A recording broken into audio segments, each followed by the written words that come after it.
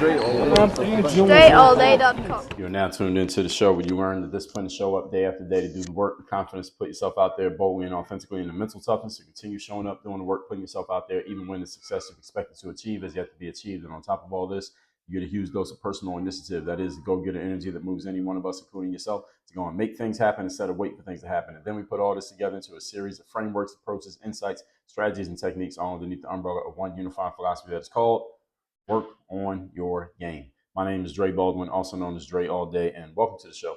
And today's topic is social media activism.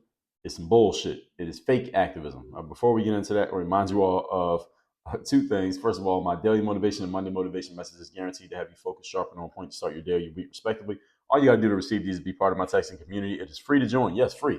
All you got to do is text me at my number, 305-384-6894, to be a part of the community. And once we start sending those messages out again, you'll be getting them straight to your phone. Again, that is all at workonyourgameuniversity.com. Secondly, that is all by texting me at my number. Secondly, Work on Your Game University. That is the place where we do all our coaching. That is the place where you get access to all of my best trainings on mindset, strategy, systems, and accountability. All you have to do to get those to be a member of the university is go to workonyourgameuniversity.com. That link's down below in the description to this episode.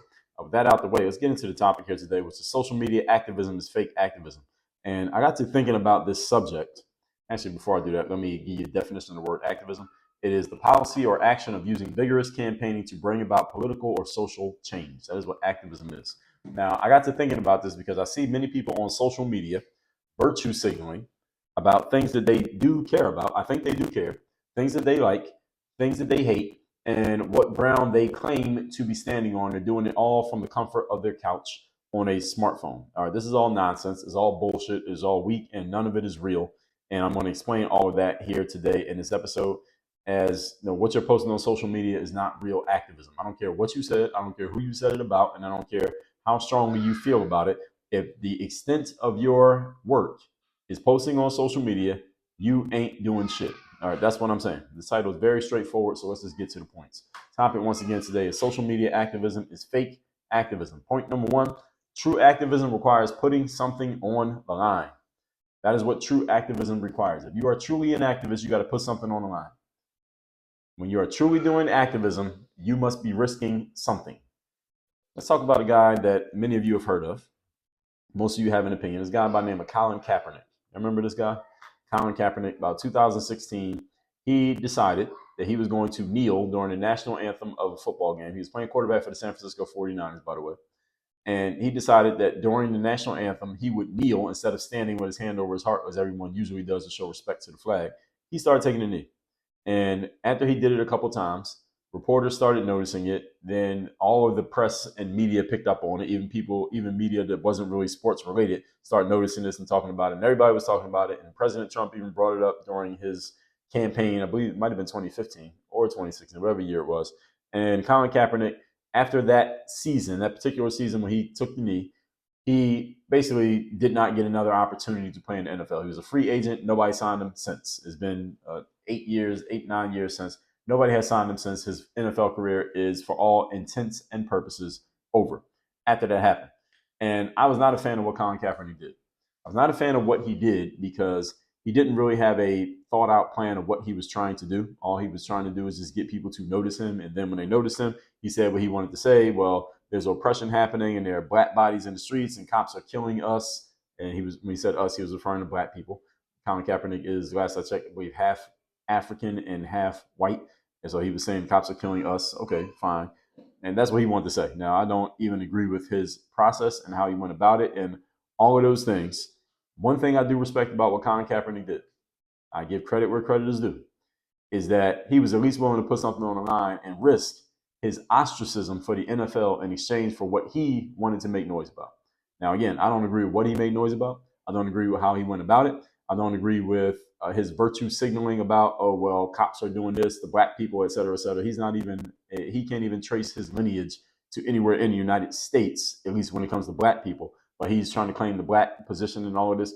I don't agree with any of that. But what I do respect is that he put something on the line.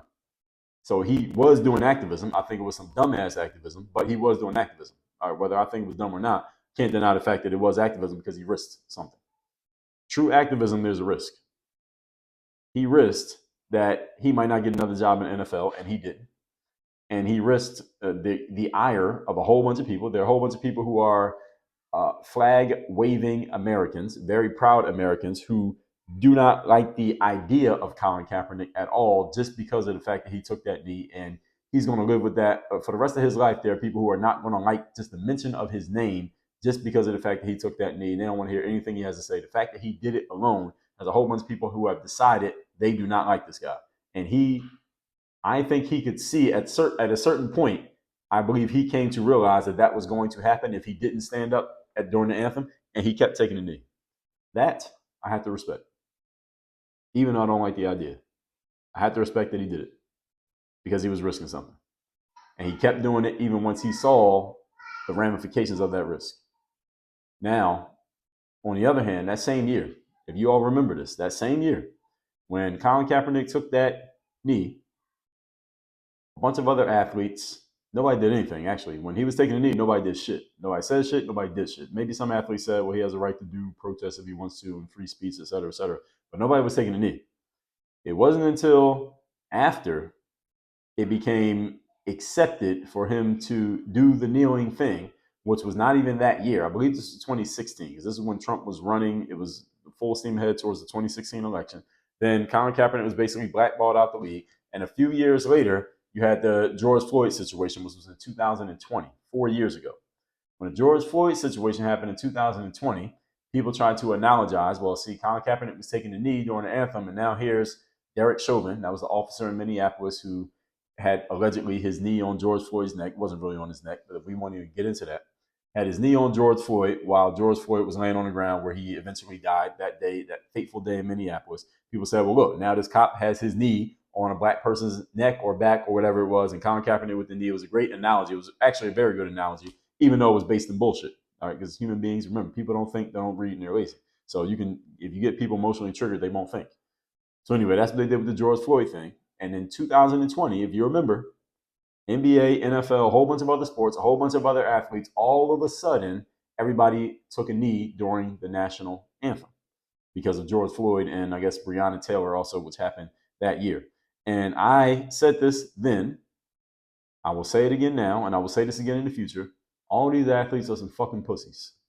All the athletes who started taking a knee during the 2020 year after the George Floyd thing happened, because they said, well, see, this proves that Colin Kaepernick was right. First of all, it does not prove anything because he wasn't right about anything. He brought up something that had always been going on. He's not the first person to bring it up. And if that's the case, if you're taking a knee because cops have killed black people, well, cops didn't stop killing black people in 2016. They didn't start in 2016. They didn't start in 2020, and it didn't stop. And a black person getting killed by a cop today, why are no athletes kneeling anymore? If the whole point was we're kneeling to make sure we stop police brutality, which is not even a real thing, but at least not the way that people were talking about it. Let me be clear.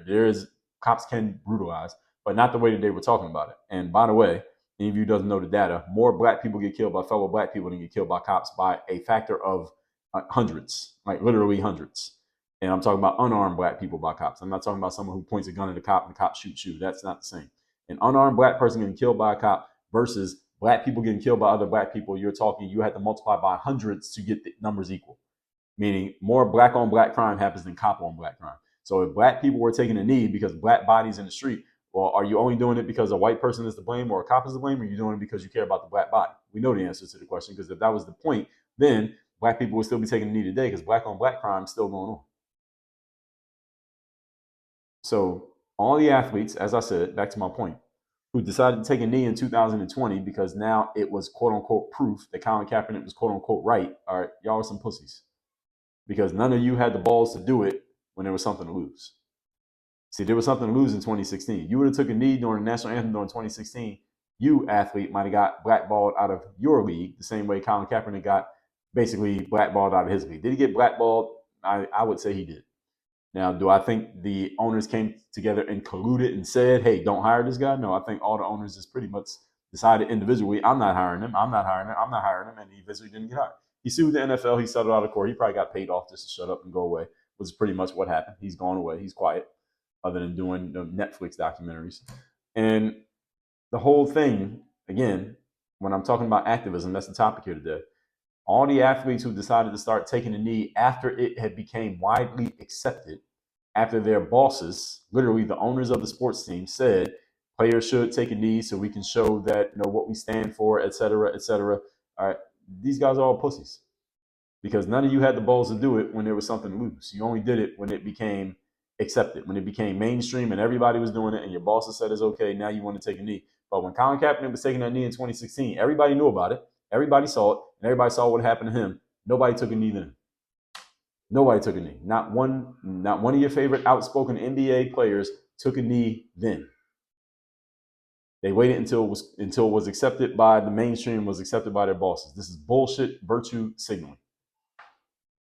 They didn't do it until it was cool and all the risk had been removed. That is not activism, ladies and gentlemen. That is virtue signaling. And if you are not risking losing something, you are simply virtue signaling. In other words, you're trying to get all the attention and the benefits that come from real activism without the risk that goes along with it. Understanding in life, there are no perfect scenarios. Everything has a trade-off. And if what you're doing has no trade-off, then what you're doing is bullshit. Point number 2. Today's topic, once again, is social media activism is not real activism. Number 2, if you are not risking losing something, again, you are not doing true activism. So I touched on this already in point number 1. Back in the day, during the civil rights movement, whether you know about it, you lived through it, or you heard about it, there were clearly stated laws of what would happen to activists who continued to protest. There were warnings given to activists who continued to protest, even if protesting non-violently, a la Martin Luther King's movement, doing so peacefully and quietly, there were still penalties to come from doing that. And you can see the videos, you can read the stories about what happened back then. Those are not made up.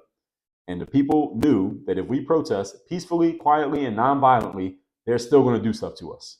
They knew they would get sprayed with water hoses, beat by police batons, arrested, and have other atrocities done to them just because they were black and they were deciding to peacefully protest. This happened.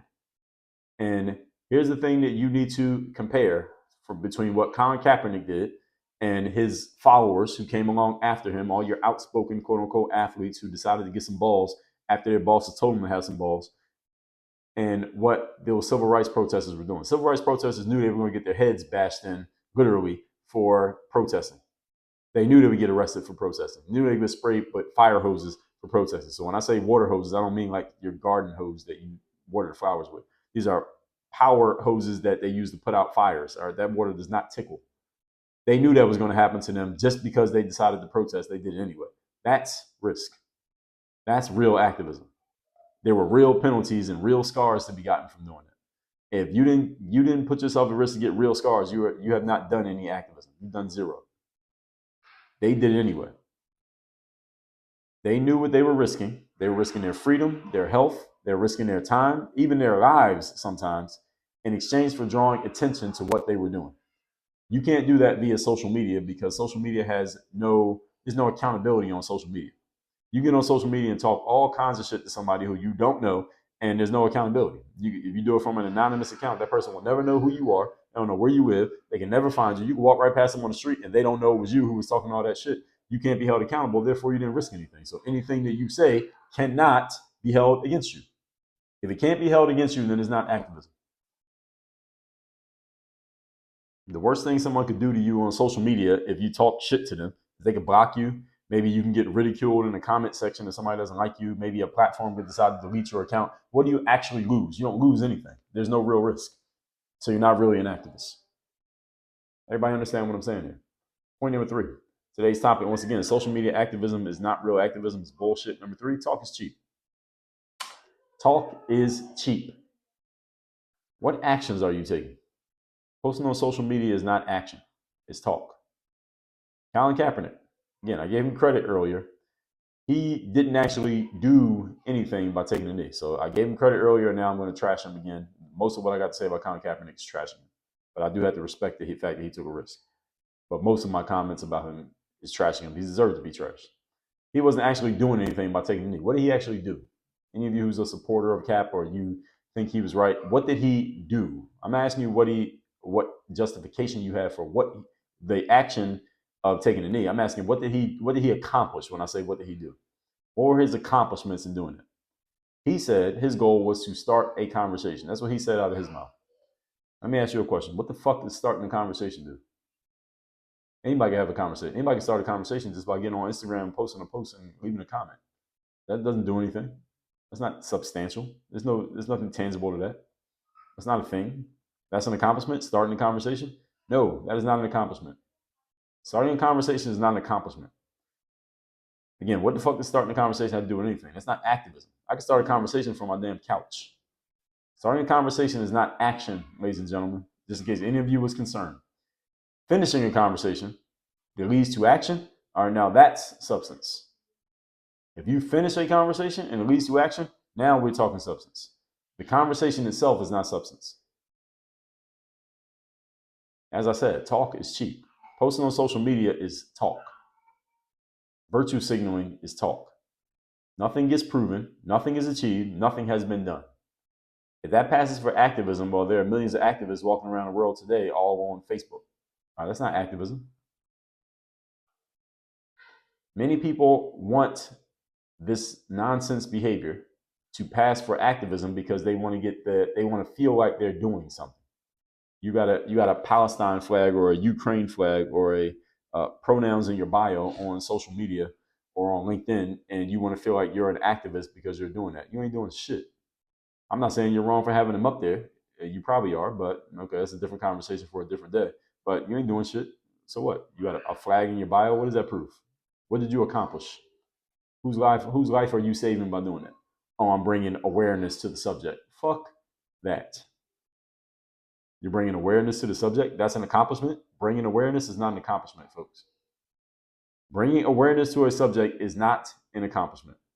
Now, if you actually tangibly do something, that is an accomplishment. Bringing awareness is the new ice bucket challenge for people who ain't really doing shit and don't want to risk shit, but they want to feel virtuous as if they're doing something. You ain't doing nothing. I saw someone who I know. I will say that they're a black person. I will say that this is a well-accomplished individual. I'm not going to say anything else about them. I saw their profile on one social media platform. They had a Palestine flag in the bio. Now, I know this person well enough to know that they don't know shit about damn Palestine or Israel or anything that's happening there, but they're virtue signaling because based on who they are and their connections, they have no choice but to do that. This is paper-thin bullshit. You're not taking any real risk. You're not doing anything tangible, and you're not putting yourself in a position to possibly lose or fail in any way, then you're not doing anything. And this is the reflection of what happens when you build a society of weaklings. You get a whole bunch of people who feel like they want to feel like they're doing something, so they do some gesture, some signal, and they feel like they've contributed to the situation. You've done absolutely nothing. Have I said that enough? Now let's recap today's class, which is social media activism is fake activism. Definition of activism is the policy or action of using vigorous campaigning to bring about political or social change. And many people want to call themselves activists these days while doing absolutely nothing. Point number one, true activism requires putting something on the line. Colin Kaepernick, 99% of what I have to say about the guy is trashing him, but the 1% that I have to respect is that he took a risk and he knew he was taking a risk. And when he realized that it was a risk, he kept doing it. I respect that. And a bunch of athletes who came behind him and followed him 4 years later, after he got kicked out of the league, after he didn't have a job anymore, after nobody would hire anymore, all of a sudden, all the athletes wanted to do the same thing that he did after it became accepted and it became allowed by their bosses, literally allowed by their bosses. Now, all of a sudden, everybody's an activist. Bullshit. Point number two, you're not risking losing something. You are not doing true activism. What could you possibly lose? If you call yourself an activist, let me ask you a question. What could you possibly lose by the activism that you're doing? If you can't answer the question, you ain't doing shit with virtue signaling. Virtue signaling is for pussies. Number three, talk is cheap. What action are you taking? Posting on social media is not an action. Again, what could you possibly lose by doing it? If you can't outline what you could possibly lose by doing the thing that you're doing, you are not an activist, you are a virtue signaler. This is the reflection of a society of weaklings that we have built, the feminization of society where people want to feel like they're doing something when they're not really doing anything so they can feel virtuous. This is all bullshit, and this is a reflection of a society of weaklings that we have allowed this to happen, and we got to go through some pain in order to get it strong again. And the first thing we got to do is get rid of the pussies, or we got to convert you back to where you belong, which is a society of strength. We'll be talking about that in the future. All that said, text me so you're in my community. Numbers down below in the description. Also, Work on Your Game University If you're ready to take some real action, get some real things done to be an activist in your own life, in your own career, go to workonyourgameuniversity.com. Stop playing around with these Facebook philosophers, and let's do some real work to get some real things happening in your real life. Work on your game. Dre, all